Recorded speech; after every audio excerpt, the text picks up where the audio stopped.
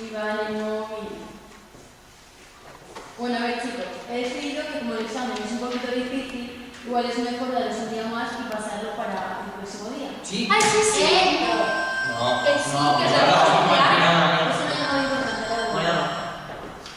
Yo he estudiado mucho y no quiero. Sí, tienes razón, estudiar para...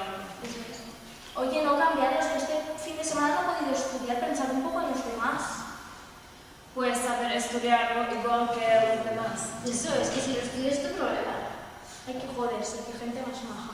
Oye, ya estamos cansados de ti.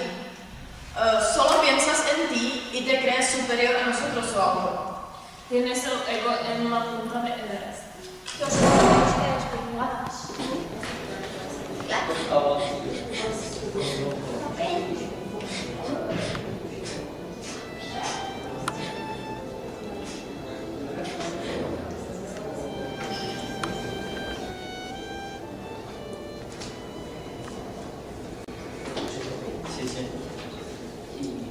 ¿Qué te pasa, Mireia? Adrián, tengo que hablar contigo. ¿Por? He discutido con mis amigas, me han llamado a la atención pública y cosas así, están muy enfadadas. Pues deberías ir a hablar con ellos. E intentar cambiar tu actitud si no les gusta.